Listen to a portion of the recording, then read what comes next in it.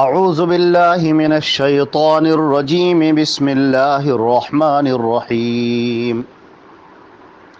فرجعوا الى انفسهم فقالوا انکم انتم الظالمون ثم نكسوا على رؤوسهم لقد علمت ما هؤلاء ينطقون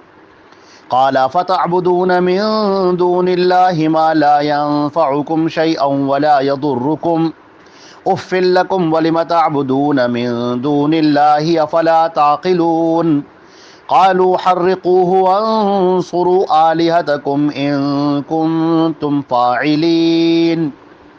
قلنا يا نار كوني بردا وسلاما على إبراهيم وأرادوا به كيدا فجعلناهم الأخسرين۔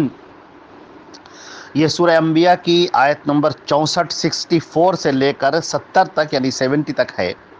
اور ترجمہ ان آیات کا یہ ہے: چنانچہ انہوں نے اپنا جائزہ لیا اور انہوں نے کہا کہ تم لوگ خود ہی ظالم ہو، اور اس کے بعد انہوں نے اپنے سروں کو جھکا لیا اور کہنے لگے کہ تمہیں تو پتہ ہے کہ یہ لوگ بول نہیں سکتے۔ ابراہیم علیہ السلام نے کہا تو تم اللہ کو چھوڑ کر ایسے کی عبادت کرتے ہو جو نہ تمہیں فائدہ پہنچا سکتا ہے کچھ بھی، اور نہ ہی تمہیں کچھ بھی نقصان پہنچا سکتا ہے۔ تف ہے تمہارے اوپر، اور تم جن کی عبادت کرتے ہو اللہ کو چھوڑ کر، کیا تمہیں عقل نہیں ہے؟ لوگوں نے کہا ان کو جلا دو اور اپنے معبودوں کی مدد کرو اگر تم کچھ کرنے والے ہو۔ ہم نے کہا اے آگ ٹھنڈی ہو جا اور ابراہیم کے لیے سلامتی بن جا۔ ان لوگوں نے ابراہیم کے لیے سازشیں رچنی چاہیں اور ہم نے انہی کو ناکام کر دیا۔ حضرات گرامی، یہ سیدنا ابراہیم علیہ السلام کا واقعہ چل رہا ہے، اور ایسے پس منظر میں چل رہا ہے جبکہ پیارے رسول حضرت محمد مصطفیٰ صلی اللہ علیہ وسلم اور آپ کے صحابہ کرام پر زمین مکہ کی تنگ کی جا رہی ہے، اور لوگ آپ کو اذیت پہنچانے کے درپے ہیں اور بے انتہا تکلیفیں پہنچا رہے ہیں، تہمتیں رکھ رہے ہیں، آپ کا مذاق اڑا رہے ہیں، آپ کو تکلیفیں دے رہے ہیں، راستے میں کانٹے ڈال رہے ہیں، سر پر کوڑا پھینک رہے ہیں، اور جو لوگ آپ کے ماننے والے ہیں ان کو بے تحاشا مظالم کا شکار بنا رہے ہیں۔ کسی کو چٹائی کے اندر باندھ کر اس کو آگ لگائی دی جا رہی ہے، اس کے دھوئیں سے وہ اس کا دم گھٹ جائے، اور کسی کو قید کر دیا جا رہا ہے، کسی کو گرم ریگستان کے اندر اس کو زمین پر لٹال کر اس کے اوپر پتھر رکھا جا رہا ہے تاکہ وہ باز آ جائے۔ یہ سارے مظالم ہو رہے ہیں، اور ایسے موقع پر اللہ رب العزت نے انبیاء کرام کا جو تذکرہ فرمایا ہے، ان کی زندگیاں یہاں پر پیش فرمائی ہیں، ان میں دو باتیں ہیں۔ ایک تو بات ہے مومنین کے لیے تسلی ہو اور مومنین کے لیے تسلی کا سامان فراہم ہو، اور جو کفار اور مشرکین ہیں ان کو یہ بات معلوم ہو جانی چاہیے، وہ جان لیں کہ اللہ رب العزت کا جو فیصلہ ہوتا ہے وہ آخری فیصلہ ہوتا ہے، اور انبیاء کرام کے ساتھ جو معاملات ہوئے اس کو دوسروں کے سامنے پیش کر دیا جائے تاکہ وہ دیکھیں کہ کیسے اللہ رب العزت نے اپنے نبیوں کی مدد کی، اور کیسے اپنے جو اللہ رب العزت کے ماننے والے ہیں، اس پر ایمان لانے والے ہیں، جو مومنین ہیں، ان مومنین کے اللہ رب العزت نے کیسے مدد فرمائی۔ لہذا اس کے اندر مسلمانوں کے لیے بڑی تسلی کا سامان ہے۔ یہ واقعہ چل رہا تھا سیدنا ابراہیم علیہ السلام کا، کہ ابراہیم علیہ السلام نے سارے بتوں کو توڑ دیا اور ایک بت کو باقی رکھا، اور اب جب وہ لوگ آئے اور دیکھا تو وہ بالکل ہکا بکا رہ گئے دیکھ کر، اور کہنے لگے کہ یہ کیا ہو گیا، آخر کس نے کیا ہے یہ سب؟ تو پھر لوگوں نے بتایا کہ بس ایک نوجوان ہے جس کا ہم تذکرہ سنتے رہتے ہیں، ان بتوں کا وہ تذکرہ جب دیکھو تب کرتا رہتا ہے، اسے ابراہیم کہتے ہیں۔ تو کہا گیا کہ لاؤ اس کو بلاؤ لوگوں کے سامنے، اسے حاضر کیا جائے، اسے سوال کیا جائے گا۔ اور جب ابراہیم علیہ السلام آئے اور لوگ بیٹھے ہوئے ہیں، پوری قوم اکٹھا ہے، عجیب سی ایک کشیدگی ہے، لوگوں کے چہروں پر تناؤ ہے، اور ایسے موقع پر ابراہیم علیہ السلام کو لوگوں کے بیچ میں رکھا جا رہا ہے، اور سارے لوگ حاضر ہیں، گاؤں کے، اس پورے علاقے کے اور دور دراز کے سارے لوگ وہاں پر موجود ہیں، اور وہ سننا چاہ رہے ہیں کہ اب یہ جیوری کیا فیصلہ کرتی ہے، یہ مہنت لوگ کیا فیصلہ کرتے ہیں، اور ابراہیم کو اب کیا سزا ملتی ہے۔ یہ تو آزر کے بیٹے ہیں، بت تراش کے بیٹے ہیں، ان کا بڑا مقام ہے، دیکھو ان کو لیے کیا سزا ہوتی ہے۔ اب ابراہیم علیہ السلام کے سامنے وہ سوال کرتے ہیں کہ انت فعلت هذا بآلهتنا یا ابراہیم، اے ابراہیم ہمارے معبودوں کے ساتھ یہ حرکت تم نے کی ہے، توڑا پھوڑا تم نے ہے، کسی کا ہاتھ کاٹ دیا، کسی کا سر کاٹ دیا، کسی کا پیر توڑ دیا، کوئی زمین پر گرا پڑا ہوا، یہ سب تم نے کیا ہے؟ ابراہیم علیہ السلام نے کہا بڑی سنجیدگی سے، بڑی خاموشی کے ساتھ اور انتہائی سکون کے ساتھ انہوں نے کہا نہیں میں نے نہیں بلکہ اس بڑے نے کیا ہے، اس سے پوچھ لو اگر یہ بول سکتا ہے تو۔ اب یہاں سے قرآن پاک کہتا ہے فَرَجَعُوا إِلَىٰ أَنفُسِهِمْ، انہوں نے اپنے آپ کا جائزہ لیا۔ یہ ایسا جواب تھا کہ انہوں نے سوچا نہیں ہوگا کہ اس کا جواب ہوگا۔ ابراہیم علیہ السلام نے ایک دم سے ایسے موقع پر ایسی حکمت اختیار کی، انہوں نے کہا کہ اس بڑے سے پوچھو نا، یہ جو معبود ٹوٹے ہوئے ان سے پوچھو نا کس نے کیا ہے، یہ جو بڑا یہ تمہیں بتائے گا کس نے کیا ہے۔ لوگوں نے اس پر غور و فکر کیا اور آپس ہی میں کہنے لگے کہ واقعی تم لوگ بڑے ظالم ہو۔ یہاں پر مفسرین نے دو معنی بیان کیے۔ ایک معنی تو یہ ہے کہ ان میں سے کچھ لوگوں نے واقعی کہا کہ ان کی آنکھیں کھل گئیں اور کہنے لگے کہ واقعی یہ بت ہم ان سے کیسے پوچھ سکتے ہیں، یہ تو کچھ بولتے نہیں ہیں۔ اب دماغ کھلنا شروع ہو گیا کہ جو بول نہیں سکتا ہے، حرکت نہیں کر سکتا ہے، چل نہیں سکتا ہے، ہم اس کی عبادت کیوں کرتے ہیں، ہم اس کی پوجا کیوں کرتے ہیں۔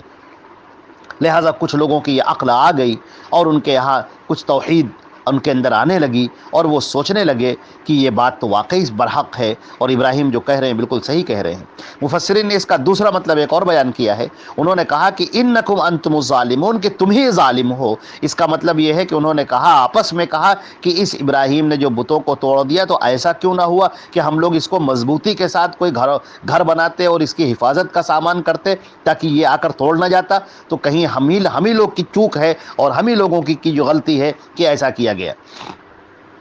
بہرحال ثم نکسوا علی رؤوسہم، اور اس کے بعد لوگوں نے اپنے سروں کو جھکا لیا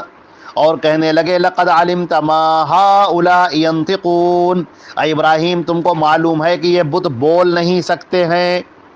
قال، ابراہیم علیہ السلام نے کہا، انہوں نے اس موقع کو انتہائی غنیمت جانا، پوری قوم سن رہی ہے، سب کے سب کان لگائے ہوئے ہیں، چھوٹے سے لے کر بڑے تک، عورتوں سے لے کر مردوں تک، جوانوں سے لے کر بوڑھوں تک، سب کان لگائے ہوئے ہیں کہ ابراہیم کیا جواب دے رہے ہیں، کیا سوال ہو رہا ہے۔ اب جب انہوں نے کہا تمہیں پتا ہے کہ یہ بول نہیں سکتے، قال، ابراہیم علیہ السلام نے کہا فتعبدون من دون اللہ ما لا ينفعکم شیئا ولا یضرکم، تو تم عبادت کرتے ہو اللہ کو چھوڑ کر ایسے کی جو نہ تمہیں کچھ فائدہ پہنچا سکتا ہے نہ تمہیں کچھ نقصان پہنچا سکتا ہے۔ یہ بت تمہیں کیا فائدہ پہنچائے گا، یہ پتھر کی مورتی کیا تمہیں فائدہ پہنچائے گی؟ اگر یہ کوئی ہلنا چاہے تو ہل نہیں سکتی، اس کے آگے کھانا رکھا جاتا ہے، چوہا لے کر کھانا چلا جاتا ہے، یہ روک نہیں سکتے، مکھی آ کر ان کے اوپر بیٹھ جاتی ہے، یہ اڑا نہیں سکتے۔ تم ان کو کپڑے پہناتے ہو، تم ان کو دھلتے ہو، ان کا احترام کرتے ہو، ان کے آگے سجدہ کرتے ہو، ان کا طواف کرتے ہو، ان سے مانگتے ہو، ان کے سامنے روتے ہو، گڑ گڑاتے ہو، تو یہ کچھ کر سکتے ہیں کیا؟ یہ نہ تو تمہیں فائدہ پہنچا سکتے ہیں نہ تو تمہیں نقصان پہنچا سکتے ہیں۔ اف لکم، کیا ہو گیا ہے تمہیں، افسوس ہے تمہارے اوپر، دکھ ہے تمہارے اوپر، اور جس کی تم یہ عبادت کر رہے ہو کتنے افسوس کی بات ہے کہ آج تم اپنی افلا تعقلون، تم اپنی عقل کا استعمال نہیں کرتے، تم تھوڑی دیر کے لیے سوچتے نہیں کہ یہ کیا ہے۔ اور جب انسان کے پاس کوئی جواب باقی نہ رہتا ہے، اتنی سخت دلیل توحید کو کھول کر بیان کر دیا، اور انہوں نے بیان کر دیا کہ ذرا غور کرو اپنے آپ پر، اللہ نے تمہیں عقل دی ہے، تمہیں شعور دیا ہے، ذرا سوچو، غور کرو، ذرا دیکھو تم کر کیا رہے ہو، اپنی عقل کا استعمال کیوں نہیں کرتے، کیوں چلے آ رہے ہو کہ بس میرے باپ دادا جو کرتے چلے آ رہے ہیں وہی ہم کریں گے۔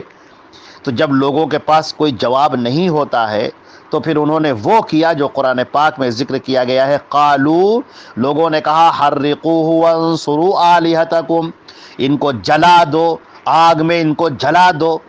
نظر آتش کر دو انہیں، اور اپنے معبودوں کی مدد کے لیے اٹھ کھڑے ہو اگر تم کچھ کرنے والے ہو۔ یعنی یہ فتنہ رکے گا نہیں، دبے گا نہیں، اگر تمہیں اپنے معبودوں کی مدد کرنی ہے، اگر تمہیں معبودوں کی حفاظت کرنی ہے تو اٹھ کھڑے ہو، ہم سب لوگ مل کر اپنے ان معبودوں کی حفاظت کریں گے اور اس کو آگ میں جلا دو۔ اب دیکھیے معبودوں کی حفاظت کریں گے، اللہ اکبر، یہ وقت آ گیا ہے، سوچنے کی بات ہے، اپنی عقل کا استعمال کریں کہ جس معبود کو حفاظت کی ضرورت پڑے پھر وہ معبود کیسا؟ معبود تو لوگوں کو عطا کرتا ہے،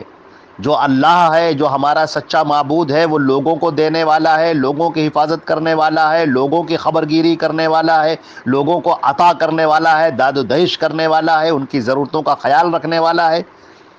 یہ کون سے معبود ہیں جن کو خود ہی ضرورت ہے کہ لوگ ان کی مدد کریں؟ لہذا لوگوں نے فیصلہ کیا، جب انسان کے پاس دلیل باقی نہیں رہ جاتی ہے تو پھر وہ تکلیفیں دینے پر کھڑا ہو جاتا ہے، آمادہ ہو جاتا ہے۔ چنانچہ انہوں نے کہا کہ ابراہیم کو آگ میں پھینک دو، جلا دو، ان کو ختم کر دو، مار ڈالو۔ اور پھر ایسا ہی ہوا۔ حدیث شریف کے اندر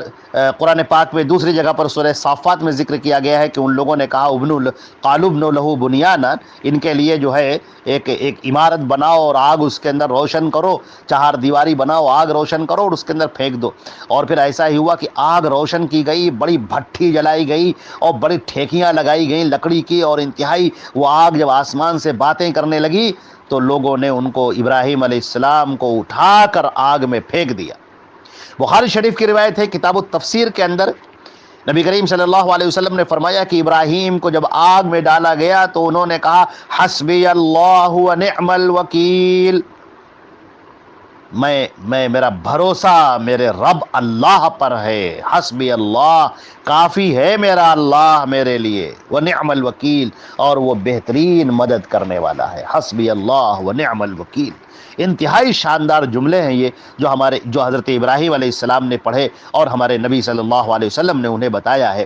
آج بھی جب انسان کو پریشانی لاحق ہو، مصیبتیں لاحق ہوں، مسائل میں گرفتار ہو تو یہ کلمات اسے پڑھنے چاہیے۔ ہم نے کہا، اللہ رب العزت فرماتے ہیں کہ ہم نے کہا یا نار کونی بردا و سلاما، اے آگ تو ٹھنڈی ہو جا اور سلامتی بن جا ابراہیم کے لیے۔ اتنی بھی ٹھنڈی نہ ہو کہ بالکل برف بنا دے، نہیں، ٹھنڈی ہو جا اور سلامتی بن جا۔ اب لوگ کیا دیکھ رہے ہیں کہ وہ آگ جو جلاتی ہے لوگوں کو، وہ گل و گلزار میں بدل گئی، پھولوں میں بدل گئی۔ آگ کے جو انگارے ہیں، جو شعلے ہیں، وہ پھولوں میں بدل گئے، اور ابراہیم آرام سے اس پر بیٹھے ہوئے، اطمینان سے اس پر بیٹھے ہوئے ہیں، ان کا بال بھی بیکا نہیں ہوا، ایک رواں بھی ان کا نہیں جلا۔ قرآن پاک اللہ رب العزت نے فرمایا وَأَرَادُوا بِهِ كَيْدًا، لوگوں نے ان کے ساتھ سازش کرنی چاہی، نقصان پہنچانا چاہا، فَجَعَلْنَاهُمُ الْأَخْسَرِينَ، مگر ہم نے ان کو ناکام کر دیا، انہی کو گھاٹے میں رہنے والا بنا دیا۔ چنانچہ یاد رکھنا چاہیے تمام مومنین کو کہ اللہ رب العزت اپنے بندوں سے کبھی غافل نہیں ہوتا، وہ اپنے نیک مومنین، صالحین، موحدین سے کبھی غافل نہیں ہوتا، اور ہمیشہ اس کی نگاہ رہتی ہے۔ لہذا بندوں کو اللہ پر توکل کرنا چاہیے، اللہ پر بھروسہ کرنا چاہیے، اور اللہ رب العزت سے تڑپ کر گڑ گڑا کر اسی کو پکارنا چاہیے، اور وہ ہمیشہ انسان کی مدد کرنے کے لیے تیار رہتا ہے۔ اللہ رب العزت اپنے بندوں کی سنتا ہے، اور وہ نہیں سنے گا تو کون سنے گا؟ وہی ہے جو امن یجیب المضطر اذا دعا، کون ہے جو پریشان حالوں کی پریشانی کو دور کرتا ہے جب وہ اسے پکارتے ہیں؟ وہ ذات صرف ایک اللہ کی ہے۔ لہٰذا اے مومنو، اے مسلمانوں، صرف اللہ رب العزت پر بھروسہ کرو، اور الیس اللہ بکاف عبدہ، اور کیا اللہ اپنے بندے کے لیے کافی نہیں ہے؟ ومن یتوکل علی اللہ فہو حسبہ، اور جو اللہ پر بھروسہ کر لیتا ہے تو پھر اللہ اس کے لیے کافی ہو جاتا ہے۔ اللہ رب العزت ہم کو اور آپ کو عمل کرنے کی توفیق دے۔ والسلام علیکم ورحمۃ اللہ وبرکاتہ۔